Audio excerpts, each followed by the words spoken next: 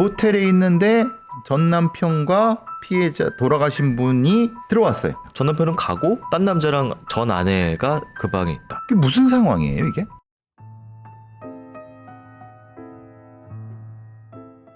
(2021년 7월 22일) 광주지방법원 목포지원에서 한창 형사재판이 진행 중이었습니다. 잠시 뒤 치열한 공방 끝에 판사의 판결이 선고되자 유가족 측에서는 울분과 억울한 외침이 터져나왔습니다. 사람이 죽었습니다. 근데 형량이 이게 말이 됩니까? 대한민국 법이 다 누굴 위한 건지 억울해서 미칠 것 같습니다, 정말. 형량이 너무 적게 선고되어 억울하다는 피해자 유가족. 대체 이들에게 무슨 일이 있었던 것일까? 사건은 반년 전인 지난 2021년 1월 13일로 거슬러 올라갑니다. 모두가 잠들었을 새벽 2시 19분경 경찰과 구급대원이 목포에 있는 한 모텔 앞에 도착하며 이 사건은 시작됐습니다. 새벽 2시 11분경 모텔 손님이 숨을 쉬지 않는다는 신고 전화를 받고 급히 출동했습니다. 현장은 모텔 2층에 있는 객실이었습니다. 현장으로 달려간 경찰 앞에 펼쳐진 광경은 다소 충격적이었습니다. 침대 옆 방바닥에 반드시 누운 채로 사망해 있었던 중년 여성. 그런데 그녀는 상하의가 모두 벗겨진 알몸 상태로 오직 양말만 차게 하고 있었으며 성기 주변에는 수건 한 장만 덮여 있었습니다.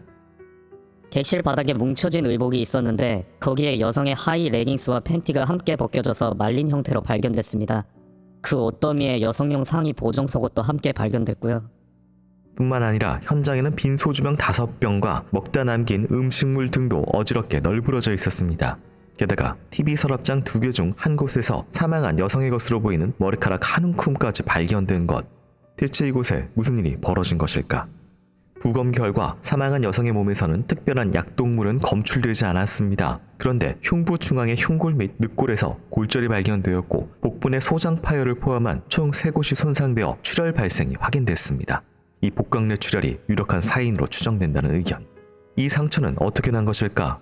CCTV 확인 결과 사망한 여성분은 전날인 1월 12일 오후 2시 40분경 모텔에 입실했습니다. 이후 나오는 모습은 목격되지 않았고요. 그런데 입실 당시 혼자가 아니었어요. 남성과 함께 들어왔습니다. 확인 결과 피해 여성은 2해 전 이혼한 상태로 당시 배우자는 없었고 알려진 애인 또한 없었던 것으로 밝혀졌습니다. 그런데 놀랍게도 그날 그녀와 함께 모텔로 들어온 것은 그녀의 전 남편 한 씨였습니다. 두 사람은 함께 객실로 들어갔는데 약 8분 정도가 지나자 전 남편 한 씨는 모텔을 떠났습니다. 더 이상한 것은 그날 객실 안에 남성 한 명이 더 있었다는 것. 전 남편은 이 사실을 알고 있음에도 아내를 남성이 있는 그곳에 두고 나왔다는 겁니다. 뭔가 이상해 보이는 상황. 대체 이들은 어떤 관계이며 그날 그녀에겐 무슨 일이 생긴 것일까?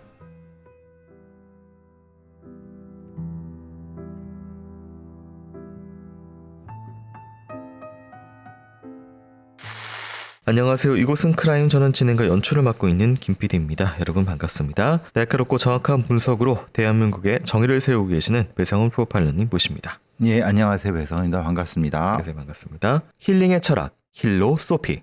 샤워부터 로션까지 우리 몸은 우리가 챙겨요. 오늘 준비한 사건은 2021년 1월에 목포의 한 모텔에서 발생한 사건입니다. 사망한 여성은 59세 김씨였고요. 모텔 방 안에서 알몸으로 사망한 채 발견됐습니다. 흉곽 내 출혈, 침대 옆에서 또 알몸에 반드시 누운 상태, 양말만 입고 성기에는 수건이 덮여있는 이런 좀 특이한 모습입니다. 어떻게 볼 수가 있을까요? 양말은 있고 옷이 벗겨진 상태가 이렇게 둘둘둘 말려서 본인이 벗은 게 아니라 벗겨진 거죠. 본인이 벗었다고 하면 이렇게 할 수 없는 상황인 거죠. 그리고 골절은 이 안쪽이에요. 여기 흉골, 늑골 이렇게 뭔가 밟히거나 아니면 위에서 이렇게 해서 그러면 이 상태는 침대 위는 아닐 거예요. 침대 위면 쿠션이 생기니까 네. 이게 이제 바닥에 있을 거예요. 그럼 그걸 정확히 재구성해야 될 것 같고 그래서 이제 출혈이 발생하는 부분이 있을 수 있겠죠. 근데 복강내 출혈이 그 늑골과 골절이 되면서 뼈가 해서 찢어졌을 수 있으니까 피가 난 거거든요. 근데 그러면 굉장히 고통스럽게 그래야 되는데 이분이 돌아가신 건 그냥 바로 이란 말이에요. 그러니까 뭐 비명을 들었다든지 네, 아니면 뭐 그런 게 거. 아니란 네. 말이에요. 약독물도 없어요. 그럼 어떻게 죽었다는 거예요? 저는 이거는 좀 이상해요. 반드시 누운 자세도 안 나오는 거군요. 그렇죠. 나올 수가 없죠. 네. 아니 아픈데. 근데 가장 이상한 거는 3명이 있다는 거잖아요. 돌아가신 분이랑 전 남편이랑 딴 남자. 네, 3명이잖아요. 네네. 이게 무슨 상황이에요, 이게? 모텔에 있는데 전 남편과 피해자 돌아가신 분이 들어왔어요. 전 남편은 가고 딴 남자랑 전 아내가 그 방에 있다. 예, 예. 무슨 상황이에요, 이게? 그럼 전 남편이라는 존재라고 하는 것이 뭐죠? 포주예요? 약간 거의 그런 게 네, 느낌이죠. 네. 그렇지 않고 이게 무슨 관계야 도대체 이게? 이게 좀 이상했어요. 네. 상식적으로는 좀 이해될 수 없는 네. 그런 상황이었고요. 그리고 이제 방안이 좀 어수선했는데 소주하고 남은 음식이 있었고 근데 피해자 머리카락이 한 움큼이 있는데 이것도 서랍에 TV 서랍장에 이렇게 있거든요. 서랍장 안에서 발견된 거죠? 네. 근데 이게 사망한 여성의 것인지 어쩐지 모르겠어요. 네. 그냥 그렇 보인다는 건데 네. 그건 이제 머리를 잡고 꽉 해니까 뽑혔다는 거잖아요. 네. 그러면 가만히 있을 수가 없잖아요. 근데 문제는 이게 다 이 피해자가 정신을 잃은 상태에서 할 수밖에 없는 상황이에요. 네. 머리 뽑히는 게 보통 고통스럽나요? 네. 근데도 이게 있어요. 그러면 이거는 뭔가 정신이 잃은 상태에서 옷도 벗기고 뽑히고 뭐 이렇게 했다라고 보는 게 맞는데 네. 그러면 약독물도 검출되지 않고 술을 먹어서 이렇게 5병이나? 그건 좀 이상한데? 뭐 사망한 이후에 한 행동이라고 하면은 또 이제 근데 사망한 네. 이유라고 하면은 네. 출혈이 발생하지 않죠. 복강내 출혈. 그렇죠. 부분에. 죽은 상태인데. 네. 그럼 이제 복강의 출혈로 죽었다면요. 네, 네, 네. 그리고 머리 한 큼 뽑았다는 것도 이것도 이상하잖아요. 그럼 성기 부분에 덮여 있던 수건 옷이 어쨌든 이게 네. 있기 때문에 뭔가 성적인 그런 코드가 좀 보여서 당연히죠. 뭐 강간을 했던 아니면 뭐가 네. 형태가 되는데 그러면 왜 덮어놓죠? 수건 한 장만? 이것도 뭐 소위 말하는 언두잉 같은 느낌이 드는데 네. 그럼 둘 사이가 무슨 관계라고 그 얘기를 해야죠. 둘 사이가 성매매 남성과 성매매 여성 사이는 아닌 것 같다. 조금 더 가까운 부분이 있을 것 같다는 느낌이 들었어요. 자, 사망한 여성과 전 남편 그리고 밝혀지지 않은 의문의 남성까지 과연 이들의 관계 어떤 사이인지 그 방에서 무슨 일이 있었는지 살펴보도록 하겠습니다.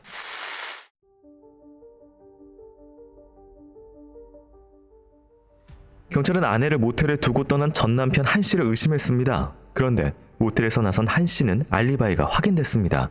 게다가 아내 김 씨 역시 당시 객실을 나와 전 남편을 배웅하는 모습이 CCTV를 통해 확인됐습니다. 남은 건 그녀와 함께 객실에 남아있던 의문의 남성. 그런데 알고 보니 그 남성이 이 사건 최초 신고자였습니다. 그날 저는 침대에서 자고 일어났는데 김 씨가 숨을 안 쉬는 거예요. 놀라서 모텔 주인한테 연락해서 신고 좀 해달라고 했었죠. 사건 당일 김 씨와 한 방에 있었던 의문의 남성은 최 씨로 그는 43년간 바다에서 일한 선원이었습니다. 사건 3일 후인 1월 15일에도 약 6개월 동안 배에서 생활할 예정이었던 최 씨. 그렇다면 사망한 김 씨와 신고자 최 씨 두 사람은 어떤 관계였을까? 최 씨와 김 씨는 2020년 7월 한 병원에서 알게 돼 친분을 쌓아온 것으로 확인됐습니다. 하루 3-4번 통화를 할 만큼 친했던 것 같아요. 아마 장기간 성관계를 할 수 없는 상황에 처하게 된 최 씨가 평소 친하게 지내던 김 씨를 성폭행한 뒤 살해한 건 아닌지 의심하고 있습니다. 실제로 김 씨의 양쪽 가슴에서 최 씨의 타액이 발견되었고 김 씨가 객실로 들어간 시간부터 모텔 업주가 시신을 확인한 시간까지 그 방에 제3자가 출입한 사실이 없는 것으로 보아 경찰은 최 씨를 유력한 용의자로 보고 그를 긴급 체포했습니다. 하지만 형사님, 저도 억울합니다. 그 여자가 갑자기 그렇게 죽어버릴 줄 누가 알았겠냐고요. 그리고 처음부터 여기 모텔로 오겠다고 한 사람도 그 여자였는데 성관계는 개뿔 날 유혹해놓고 못 견디게 군 건 그쪽이라고요. 최 씨의 주장에 의하면 업소를 다녀온 오후 김 씨로부터 전화가 왔었다고 했습니다. 최 씨가 곧 배를 타고 나간다고 하자 김 씨가 먼저 만나자며 모텔로 오겠다고 했다는 겁니다. 그렇게 오후 2시 20분경부터 모텔 방에서 단둘이 술을 마시게 됐다고 했습니다. 그런데 술을 마신 김 씨가 갑자기 정신을 잃었고 바닥에 쓰러진 채 잠이 들었다고 했습니다. 당황했죠. 오후 5시도 안 됐고 얼마 마시지도 않았다고요. 근데 아무리 뺨을 때려도 도저히 일어나질 않는 겁니다. 방바닥이 차서 침대에 올려주려고 해도 어찌나 무겁던지 꿈쩍도 안 하더라고요. 저도 술김이었고 순간 화가 나서 김씨 배를 3번에서 4번 맨발로 밟았습니다. 그 와중에도 잠들어 있었다니까요. 그렇다면 김 씨의 옷은 왜 벗겨져 있었고 그녀의 양쪽 가슴에서 발견된 최 씨의 타액은 어떻게 설명될 수 있을까? 이에 대해 최 씨는 김 씨의 옷이 음식물로 인해 더러워져 옷을 벗겼을 뿐이며 잠시 흥분해서 성관계를 시도해보려 했지만 발기가 되지 않아 실패했고 자신은 침대에 올라가 잠을 청했다고 했습니다. 실제 부검 결과 사망한 김 씨의 질내에서 정액 반응은 나타나지 않았습니다. 피고인이 심신상실의 상태에 있는 피해자를 가늠하려다 미수에 그쳤다거나 살인의 고의를 가지고 피해자를 폭행하였다는 점에 관하여 합리적인 의심을 할 여지가 없을 정도로 증명이 되었다고 보기 어렵다. 그렇게 최 씨의 주장이 받아들여져 1심에서 5년의 형량이 선고됐습니다. 이 모든 건 정말 불행한 사고였을까? 그런데 1심 이후 새로운 증거들이 나오기 시작했습니다. 사건 일인 12일 저녁 9시경 굳게 닫혀있던 이 객실 방문이 열린 적이 있었던 겁니다. 최 씨의 객실이 소란스러워 모텔 주인이 최 씨의 객실을 방문했었다는 것. 하지만 최 씨의 진술에 의하면 그 시간 김 씨는 술에 취해 의식이 없었어야 했습니다. 그렇다면 그날 객실에서의 소란은 누구와 벌어진 일이란 것일까? 분명히 최 씨의 방에서 났었다는 소란스러운 소리. 그건 무엇을 하던 소리였을까?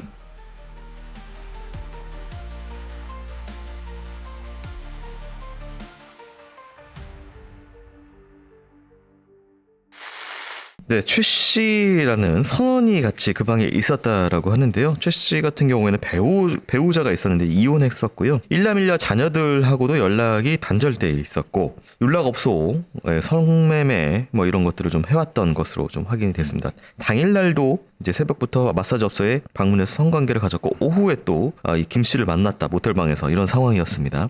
이제 본인 진술이요. 사망자는 뭐 말이 없기 때문에 뭐 당시 뭐 어떤 상황이었고 바닥에 있었는데 뭐 꿈쩍도 안 했고 화가 나서 배를 밟았다 뭐 이런 이야기인데요. 뭐 어떻게 봐야 될까요? 그 선원 최 씨가 이 돌아가신 분과 알게 된 건 맞아요. 네. 그리고 통화를 한 것도 맞아요. 근데 이거를 친하다는 표현은 어떤지 모르겠어요. 어차피 당사자는 죽었고 네. 다르게 생각할 수 있는 거는 일종의 섹스 파트너 같은 것일 수도 있는 거예요. 네. 그러니까 지금 이 상황에서 이 사건 관련자들이 헷갈리는 건 이거예요. 친했으니까 거기서 장기 숙박하는 그 선원 최 씨의 방에까지 가서 술을 먹었지. 네. 안 친했으면 어떻게 갈 수 있겠어라고 하는데 그런데 이 죽은 사람 입장에서는 사실은 그렇게 친한 건 아닌데 그냥 아는 사이였다. 그리고 또 뭐 여러 가지 상황에서 비즈니스 관계, 뭐 성매매 관계도 있을 수 있고 요거는 좀 명확히 해야 될 것 같다는 생각이 들어요. 선언으로 6개월 넘게 나간다고 했으니까 근데 그래도 친구 된 입장에서 와서 뭐 한두 잔 먹어줄 수 있지라고 하는 것은 성관계를 합의했다는 거 전혀 다른 거예요. 왜냐면 이 최 씨의 집이 있었다면 집으로 갔겠지만 이 모텔이란 장소가 최 씨 집이었기 때문에 사실상 그렇죠. 예. 예. 이거를 잘못 해석한 것 같아요. 제가 모텔로 간 것인지 집으로 간 것인지가 지금 합쳐져 있는 상황이죠. 그렇죠. 그러니까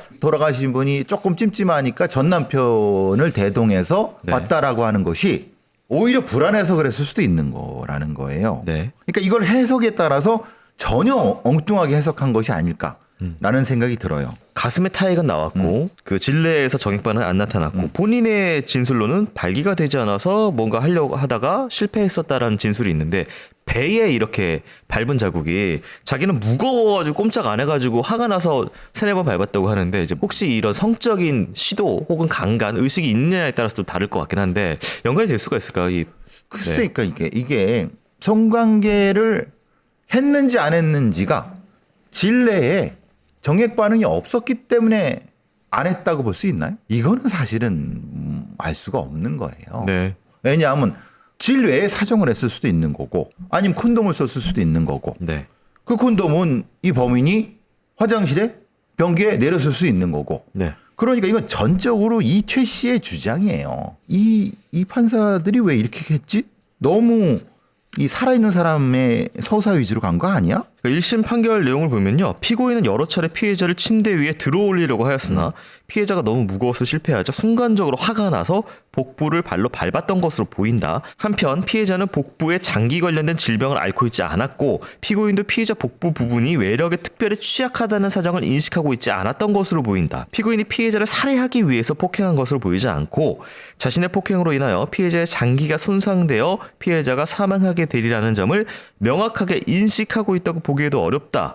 피고인의 성관계 시도가 피해자가 술에 취하여 심실상실에 있었을 때 이를 이용하여 이루어졌다거나 피해자의 의사에 반하는 것임을 인정하기에 부족하고 이를 달리 인정할 만한 증거가 없다. 이렇게 해서 전반적인 상황을 말에 맞춰가지고 5년형을 선고했네요. 다 그냥 가해자의 진술을 그대로 다 받아들인 거예요. 네. 그대로 다 받아들인 이유는 이 돌아가신 분이 모텔로 왔기 때문에 선입견이 생겨버린 거예요. 들어 올리려고 했으나 실패해서 한 거로 보인다라고 하는 거예요.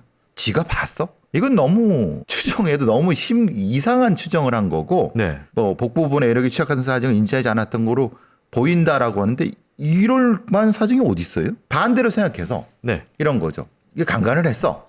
근데 사정이 바깥에서 됐어. 그랬는데 이 상태에서 짜증이 나. 그래서 그냥 때려서 했어. 술 먹고 이상한 행동을 한 거죠. 네. 그리고 나서 죽으니까 지금 이렇게 꾸며댔어. 이래도 되는 거예요. 네. 근데 왜 판사들은 어떤 증거도 없이 지들 마음대로 또 이것도 반영을 해줘요. 심지어 이 최 씨 같은 경우에는 선원이라서 어디가 배 타고 도망가면 되는데 신고를 했지 않냐. 그러니까 이게 뭐 본인이 뭐 살인의 의도가 있거나 그랬으면 이렇게 신고를 안 했을 텐데 아니 도망갔겠지. 선원이라고 도망가면 안 잡힙니까? 그러니까 왜냐하면 그 선원도 국적에 따라서 네. 선장이 사법권을 갖습니다. 바로 잡혀와요. 네. 이걸 이렇게 반영해주는 너무하다 이건 판사들이. 아무튼 이렇게 중간간 미수죄는 무죄가 나오고 성폭력 처벌이라는 특례법 위반도 폭행치사만 유죄가 돼서 5년형이 선고가 됐었는데요. 근데 이제 검찰이 끈질기게 이후에 뭔가 이상해가지고 항소심에 넘어오면서 수사를 보강을 합니다. 그래서 의심스러운 증거들이 드러나는데요. 이후 어떻게 되는지 살펴보도록 하겠습니다.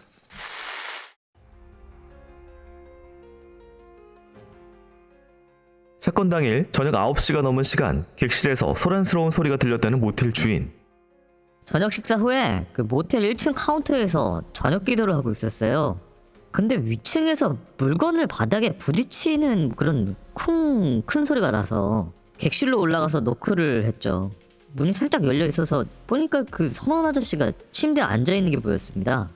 모텔 주인을 본 최 씨는 일어나 현관문으로 오면서 빨리 가라, 왜 왔냐 라고 했습니다. 이에 주인은 무슨 술을 그렇게 많이 드셨냐, 제발 조용히 좀 해주쇼 라고 했고, 최 씨가 연이어 나가라고 해서 객실 문을 닫고 1층 카운터로 내려왔다고 했습니다. 이후 최 씨가 모텔 밖으로 나가 뭔가를 사가지고 왔고, 그 후로는 2층에 올라가 조용했다는 모텔 주인. 이에 의심을 품은 검찰은 수사를 포기하지 않고 이어 새로운 증거를 찾아 나섰습니다. 요청하신 부검 결과인데요. 피해자의 머리 왼쪽 두정 후두부에 가로 2cm, 세로 2cm의 크기의 부종과 오른쪽 두정 후두부에 가로 10cm, 세로 4cm 크기의 멍이 발견됐습니다. 머리를 어딘가에 부딪혀서 생긴 손상으로 추정됩니다. 혹시 방 안에 떨어져 있던 머리카락 한 움큼과 연관되어 있는 것일까? 피해자 몸에서 발견된 의심스러운 증거는 더 있었습니다.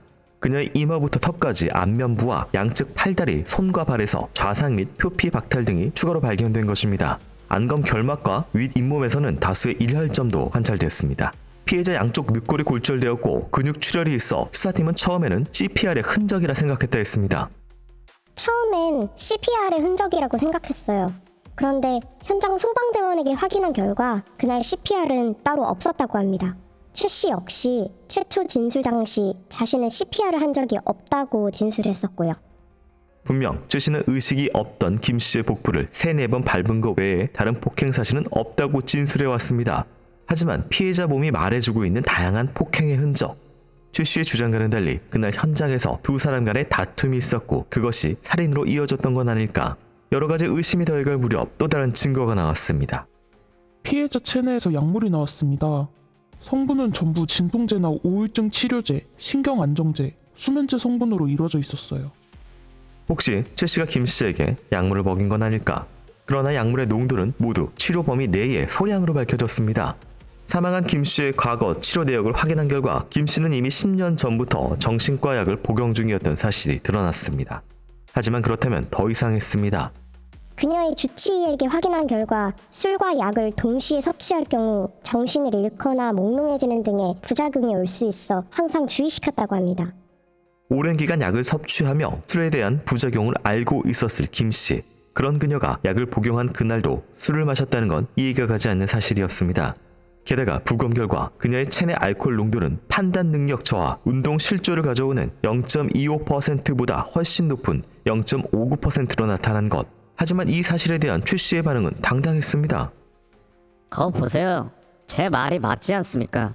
김 씨는 그날 의식이 없던 게 분명했다고요. 그날 다툼이고 뭐고 그런 일은 없었다니까요.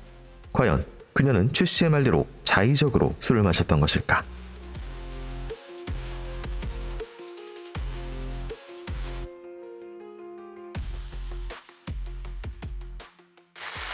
네, 당시의 최 씨의 주장에 의한 타임라인을 좀 정리를 해보면요. 오후 2시 20분에 피해자가 모텔에 도착을 합니다. 그리고 오후 3시 38분경 최 씨가 편의점에서 소주 2병을 구매를 하고요. 모텔 방에서 술을 마신 뒤에 김 씨가 쓰러져 잠들었다고 합니다. 그리고 오후 5시 43분경 이제 과메기 배달을 받습니다. 그리고 편의점에서 소주 2병을 추가 구매를 하고요. 근데 이때 김 씨와 함께 먹으려고 깨웠으나 이때도 벌써 일어나지 않았다. 그래서 혼자 이거를 먹었다고 얘기를 합니다. 7시 30분에 성욕이 발동해서 김 씨의 옷을 벗기고 이 성폭행을 시도를 하는데 이 실패를 하고 복부를 가격을 하고요. 9시경에 모텔 주인이 뭐 시끄러워 그래서 올라왔고 근데 나가라고 해가지고 나왔다. 이게 오후 9시경 이게 섞여 있는 시간입니다. 그런데 신고 시간은 다음 날로 넘어간 새벽 2시. 이거 정리를 객관적인 것하고 주장이 좀 섞여 있는 부분이 있는데 네, 이거 어떻게 봐야 될까요? 전 다 거짓말이라고 봅니다. 물론 편의점에서 구매하고 뭐 과메기 배달하고 이거는 네. 그냥 뭐 아무런 범죄와 관련이 없어요. 왜냐면 죽이고 나서 구매할 수도 있는 거고 아니면 배달은 뭐 그 후에 버리는 거니까 그거는 뭐 아무런 의미가 없는. 왜냐하면 그 배달한 사람이 그 피해자의 상황을 보거나 그런 것도 아니기 때문에 네. 명확한 건 모텔 주인이 쾅쾅쾅 뭐 이상한 소리가 막 들리고 막 그랬어요. 네. 그런데 문제는 그것과 부합되지 않는 피해자의 상황이 뭐냐면 체내 알코올 농도가 0.59예요. 0.59를 어떻게 먹을 수 있는지 아십니까? 소주 10병을 입에다 탈탈탈 털어넣어야 0.5가 나와요. 뭐냐면 이거는 스스로 먹을 수 없는 양이에요. 근데 왜 수사한 애들은 이거를 판단하지 않았고 분명한 거는 분명히 피해자의 그 체내에 약물이 나왔는데 네. 아니 그럼 1심 때는 그러면 약동물이 없었다는 건 그러니까 1심 자료에는 지금 이런 것들이 전혀 안 들어있어요. 부검 결과 일혈점 이런 것들이 네. 하나도 없고 1심은 그냥 진술이 이래이래해서 이래이래 그렇죠. 맞는다라고 해서 굉장히 판결문이 짧고요. 2심 판결문이 굉장히 두꺼워집니다. 이게 그러니까. 다 들어있어요. 그러니까 1심에 얼렁뚱땅 대충 했다는 거잖아요. 네. 부검감정서도 첫 번째 부검을 누가 했느냐? 공의가 했다고 봅니다. 네. 그리고 그 자료를 보고 2심의 검사가 야 일혈점 보이잖아 이랬을 수 있어요.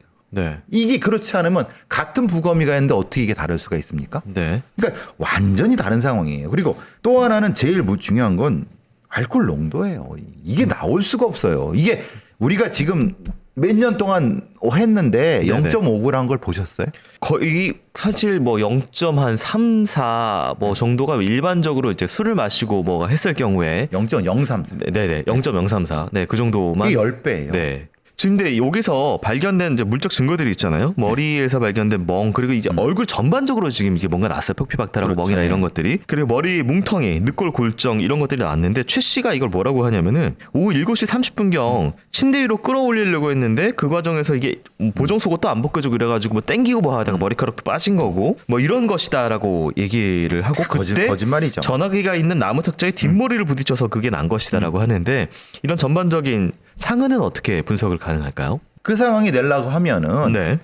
강하게 막 누르고 막 때리고 막 이렇게 해야지 나타나는 거지. 놓쳐갖고 꽝 뭐해갖고 꽝 이거 하고는 안 돼요. 그렇다면 이게 지금 일혈점 같은 경우에는 사실은 이제 보통 뭐 액살, 교살, 눌러서 네, 숨이 막혀서 질식하는 죽는 거죠. 네, 네. 그런 거에 발견이 되는데 그러면 이제 흔히 말하는 뭘 하려고 그 정신 잃은 사람을 고문했거나 아니면 뭔가 이렇게 했다는 거죠. 죽였다는 거지 거기서. 지금 이제 가장 의심스러운 거는 이제 오후 9시입니다. 이게 그때 가장 큰 소리가 났기 때문에 왜냐면 앞서서의 물론 이제 알코올 농도 때문에 이게 의실 상실 경우에서 뭘 했는지는 모르나 9시의 경우에 갔는데 침대에 앉아 있고 빨리 나가라라고 했다는 건 이미 이때는 뭔가 이 여성에 대한 죽었죠. 이미 그때 막 쾅 뭐 부딪히고 막 뭐 했던 거죠. 그걸 재구성을 했어야 되는 거예요. 다음날 새벽 2시에 그럼 신고를 했다는 건 그 사이에 이 사람은 이미 다 돌아가신 거죠. 이미 다 그 돌아가신. 최 씨 같은 경우에는 그러면 이제 고민을 좀 했다는 걸까요? 그 고민. 방에서? 어떻게 처리할 것인가. 이걸 어떤 상황? 사귀었다고 하자. 친했다고 하자. 이렇게 하게 맞죠. 어딘가 수상했던 최 씨의 당일 타임라인이었는데요. 그렇다면 김 씨는 언제 어떻게 사망한 것인지 그날의 진실 그리고 이후 재판 어떻게 진행됐는지 살펴보도록 하겠습니다.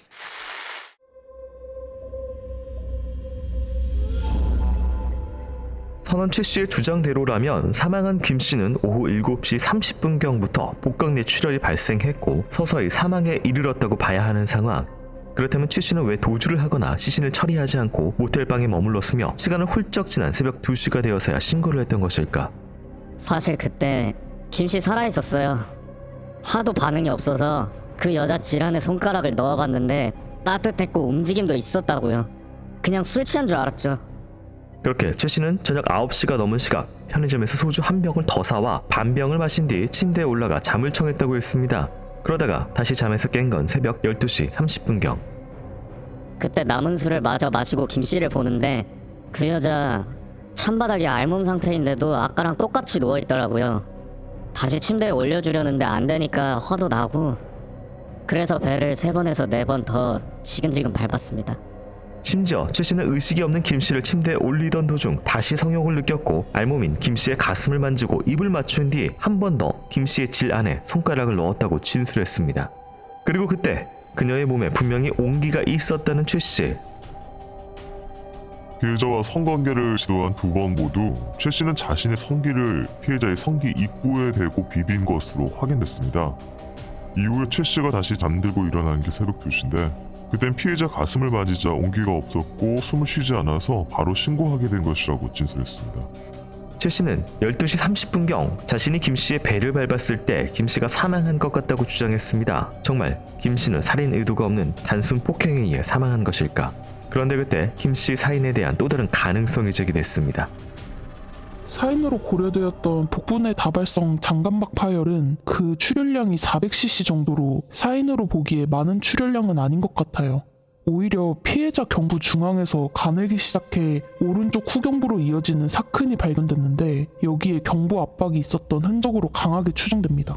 즉 무언가로 피해자의 목이 졸렸고 그것이 김 씨의 더 유력한 사인으로 추정된다는 것. 게다가 피해자의 좌측 턱엔 멍자국이, 귀걸이가 있던 좌측 귀 뒤에는 표피 박탈이 발견됐습니다. 이는 어떠한 삭삭물이 피해자의 우측 경부에 걸친 채 피해자가 좌측으로 힘껏 들어 올려져 질식한 흔적으로 해석될 수 있다는 국과수의 판단. 이 모든 게 사실이라면 살인 고의성이 없다는 최 씨의 1심 결과가 뒤집힐 수 있는 명백한 증거가 될 수 있습니다. 하지만 최 씨는 강하게 반박했습니다. 그게 무슨 말입니까? 저는 수건으로 김 씨 목을 조른 적이 없습니다. 그날 김 씨가 보정 속옷을 입었는데 그 여자가 토를 해서 씻기고 그걸 벗기는데 그게 진짜 안 벗겨지더라고요. 옷을 벗기는 과정에서 그 끈이 목에 걸려서 그래서 자국이 생긴 걸 거예요. 사실 이 목의 사큰은 1심에도 언급은 됐던 사안입니다. 그러나 1심에서는 피고인의 진술에 부합하는 흔적이라는 언급 정도로 이 목의 사큰을 심각하게 인지하고 있지 않았습니다. 과연 최 씨의 주장은 사실일까? 수많은 의문을 가진 채 2022년 1월 13일 최 씨의 2차 재판이 열렸습니다.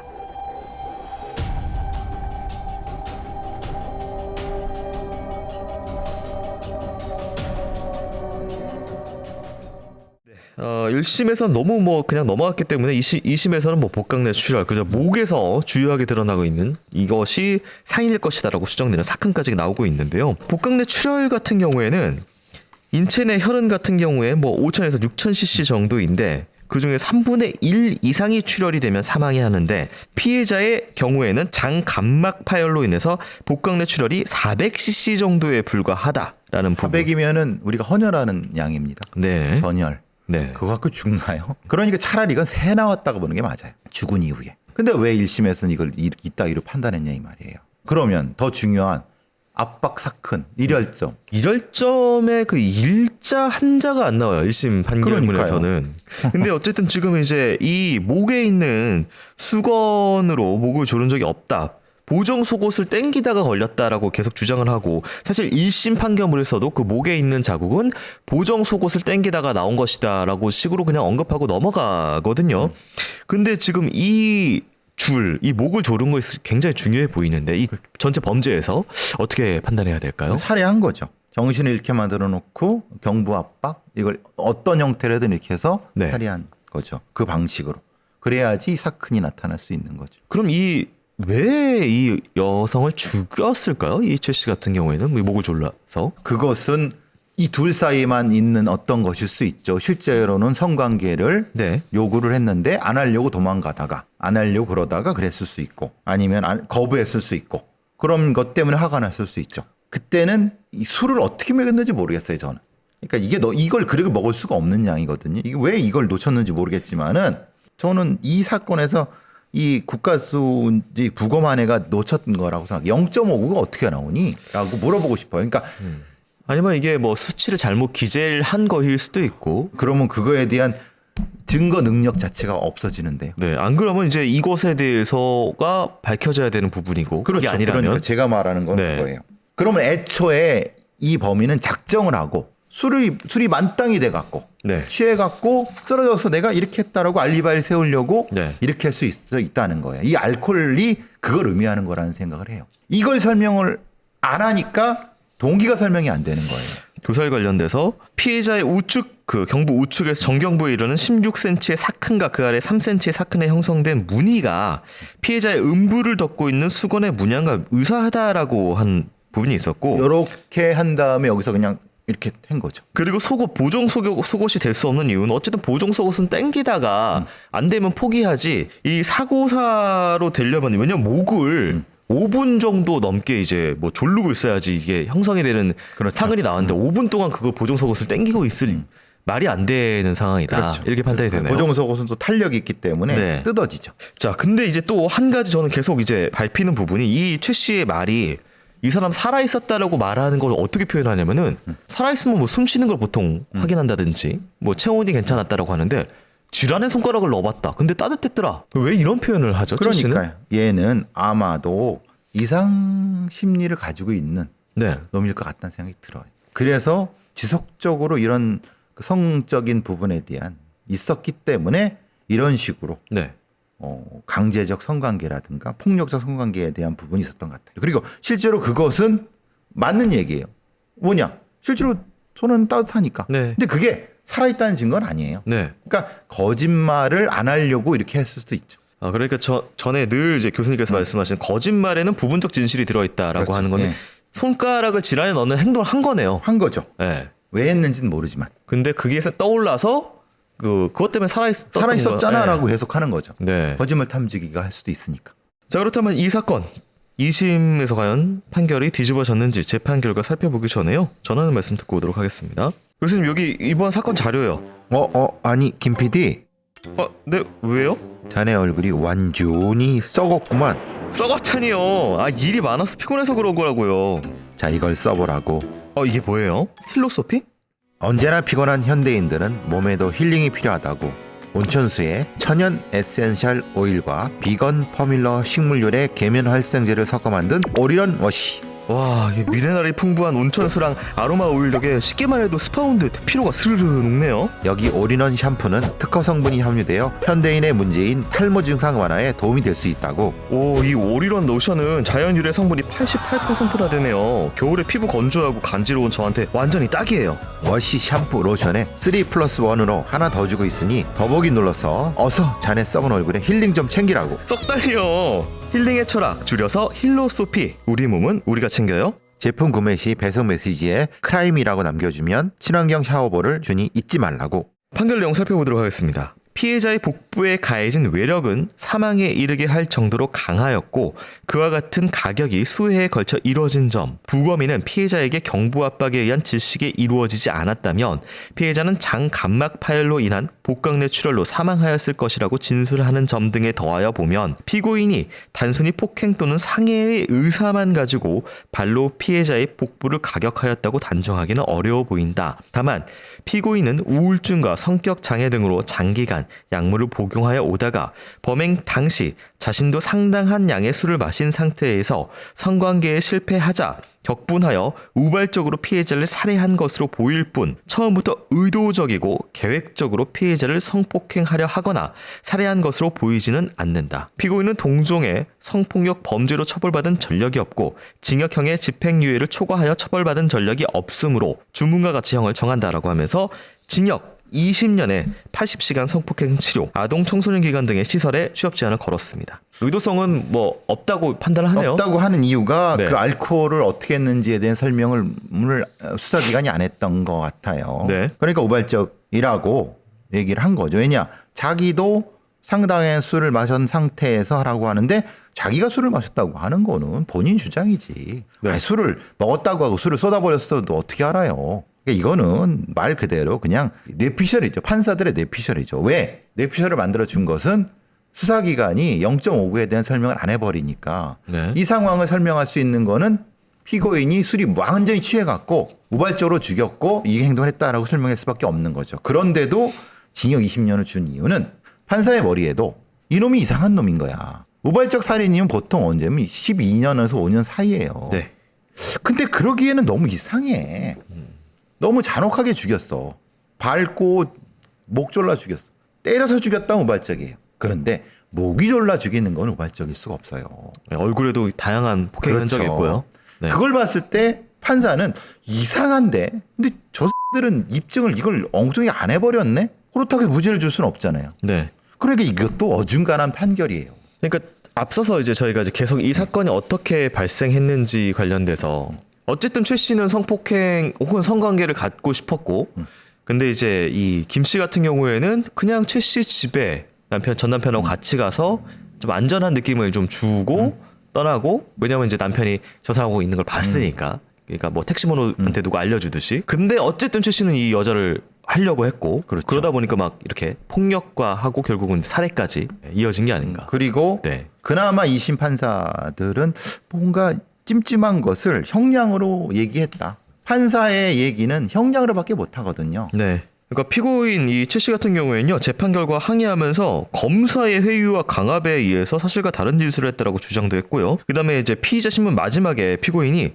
피해자에게 죄송한 거 없다. 피해자 남편에게는 더더욱 죄송한 거 없다. 아픈 피해자가 다른 남자인 저에게 스스로 왔고 또한 피해자의 남편도 다른 남자인 저에게 피해자를 맡겼다. 다만 피해자의 자식들에게는 미안한 마음이 든다라는 진술을 합니다. 피해자의 남편, 전 남편이 정확히 말하면 네, 전 남편. 이게 맡겼다는 건 자기 해석이잖아요. 제가 아까 말한 것은 다른 맥락이에요. 이놈은 완전히 자기 맥락으로 바꿔버렸잖아요. 그럼 이 사건의 전체도 다 자기 맥락으로 바꿨을 거예요. 그거를 수사기관이 놓친 거죠. 자, 어쨌든 진실은 좀 전체적으로는 밝혀지지 않고 사건은 마무리됐다라고 좀 판단이 되고요. 어떻게든 지금 이 사망하신 김 씨는 전혀 뭐 그럴 의사가 없이 그 방으로 들어갔다가 결국 죽어서 나오지 못하셨습니다. 피해자분의 명복을 빕니다. 교수님 오늘도 수고 많으셨습니다. 수고하셨습니다.